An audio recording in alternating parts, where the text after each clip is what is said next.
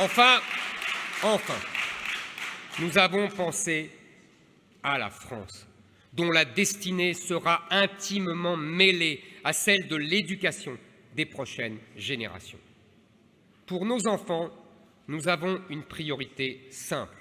D'ailleurs, elle n'est pas très éloignée de celle que le ministre Jean-Michel Blanquer avait annoncée à son arrivée rue de Grenelle, celle qu'il n'a jamais mise en œuvre depuis 5 ans, tout miser sur l'enseignement des savoirs fondamentaux, lire, écrire, compter, le tout validé par un certificat de fin d'études à la fin de l'école primaire, car ces savoirs ne sont pas seulement fondamentaux pour faire des études ou pour le monde du travail, ils sont tout simplement fondamentaux pour la vie.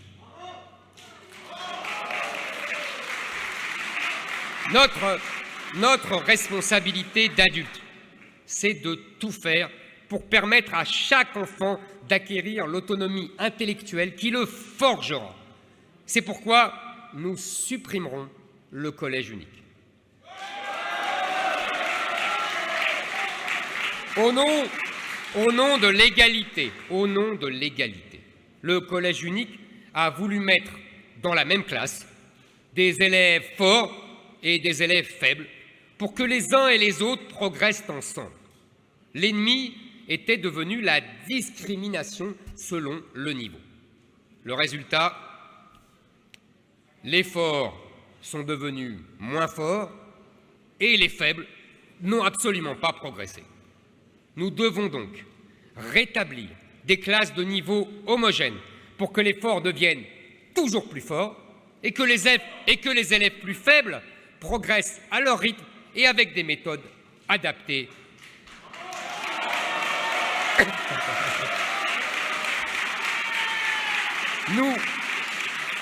Nous proposerons un enseignement adapté à chaque enfant avec notamment des filières professionnelles offertes dès 14 ans.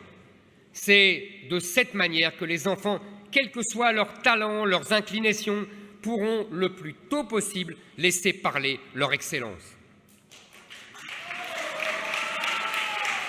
Aux élèves, au lycée, nos élèves doivent aussi pouvoir accéder à des filières claires et ne plus se noyer dans la réforme Blanquer et ces matières à la carte qui varient d'un élève à l'autre et qui nourrissent les inégalités aléatoires.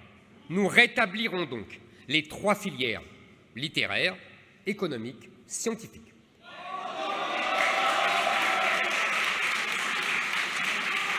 Et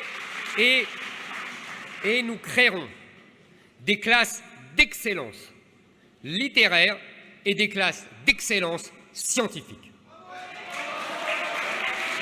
Car la plus belle promesse qu'on puisse faire aux élèves, c'est la promesse de l'exigence. C'est s'engager à leur donner les moyens de démontrer concrètement toute l'étendue de leur travail, de leur intelligence, de leur persévérance.